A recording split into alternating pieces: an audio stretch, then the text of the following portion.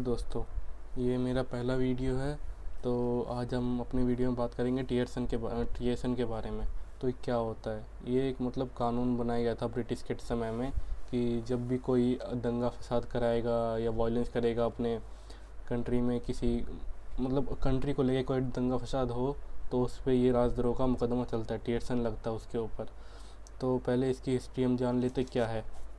When British government ruled in India, they needed a law to their suppress their anti-government voices on the basis of their interest।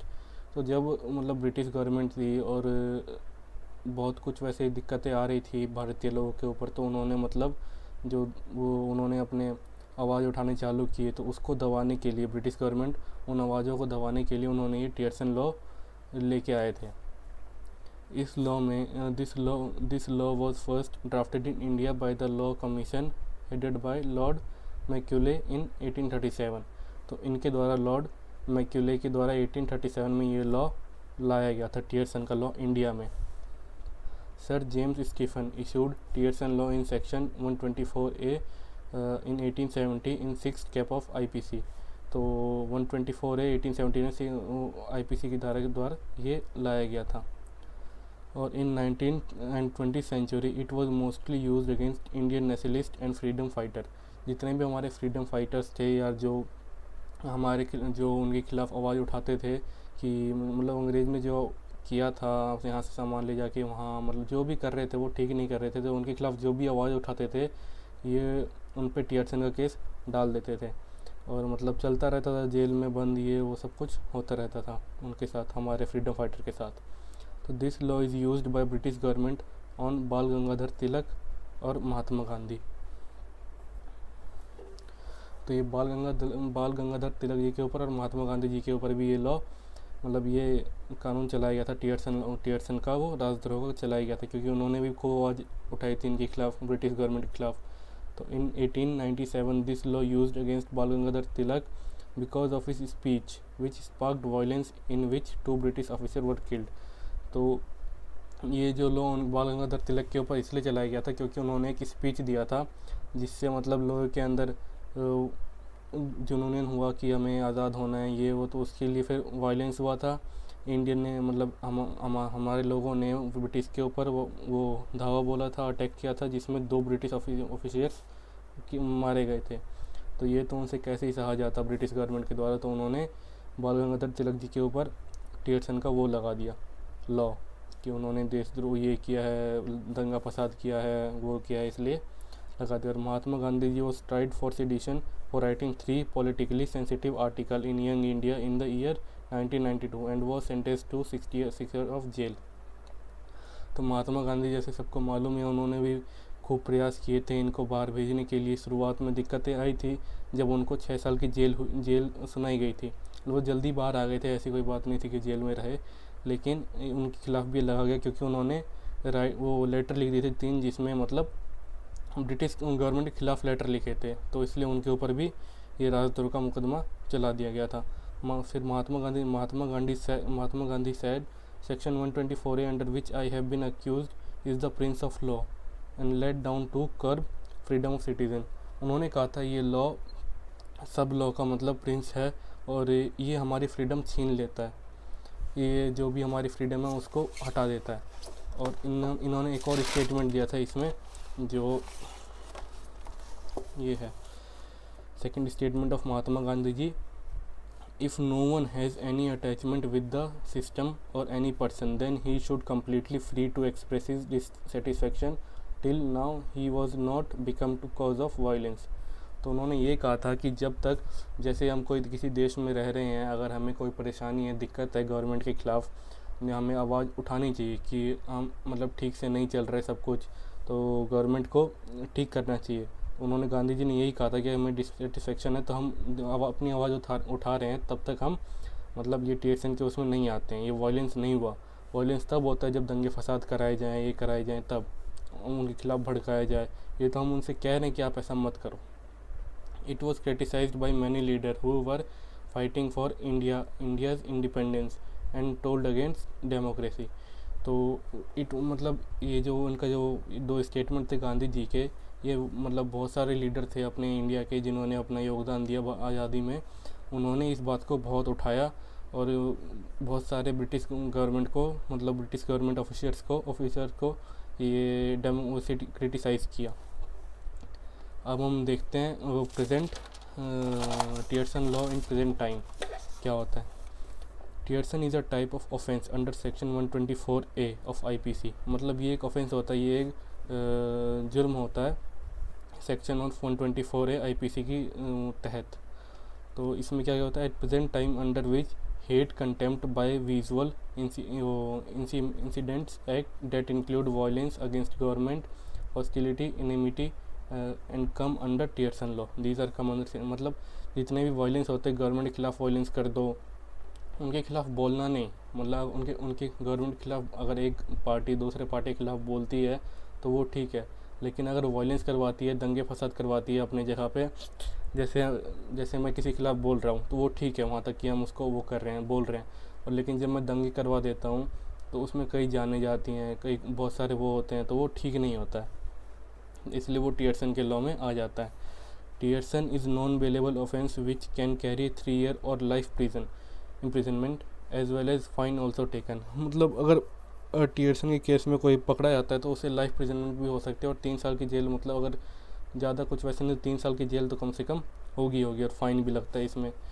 The person who involve in sedition activity may lose their government job and not able to go any other country।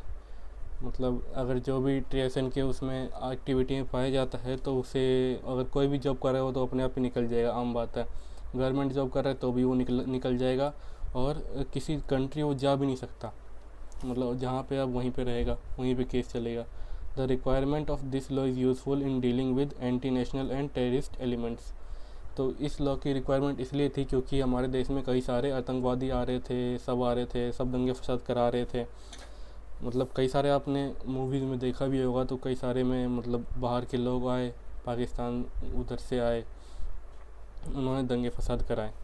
For some reason this law is still useful. मतलब कई reason है जिससे ये law अभी भी still useful है।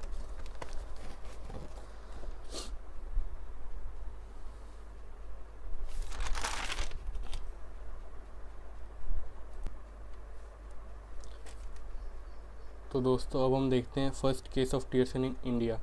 मतलब India में फर्स्ट केस कैसा आया था, कौन सा आया था। The first case of sedition, TREA, थोड़ी गलती है तो उस पर ध्यान मत देना, पहली video. Sedition in independent India came in 1950s। On May 26, 1953 Kedarnath Singh and member of Forward Communist Party के जो मेंबर थे Kedarnath Singh, gave a speech in Begusarai एक बिहार में है जगह, वहाँ पे उन्होंने एक स्पीच दिया था अगेंस्ट कांग्रेस गवर्नमेंट। जो कांग्रेस पार्टी थी उस टाइम में, शायद कांग्रेस पार्टी का ही वो था, गवर्नमेंट थी, तो उनके खिलाफ इन्होंने एक स्पीच दिया था। आफ्टर जो स्पीच मतलब उनके खिलाफ था, तो समझ रहे हो। After this state Congress party filed case again Kedarnath Singh of sedition in Supreme Court. थोड़ी गलती है, कोई बात नहीं। मतलब फिर अगर उन्होंने जो ये स्टेटमेंट दिया था तो इसके खिलाफ कांग्रेस पार्टी ने उनके खिलाफ कोर्ट में केस फाइल कर दी थी। The court will hearing the case and clarified that difference between country and government of country. तो मतलब जब ये केस गया तो कोर्ट ने ये बताया कि कंट्री और गवर्नमेंट ऑफ कंट्री में फ़र्क क्या होता है। Court says criticizing of government was not committing टियर्सन।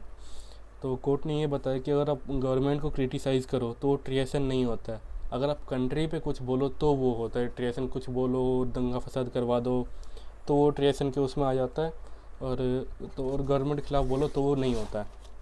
जैसे देखो in 1962 the Kedarnath versus state of Bihar case, Supreme Court said that criticism of government does not create a case of टियर्सन।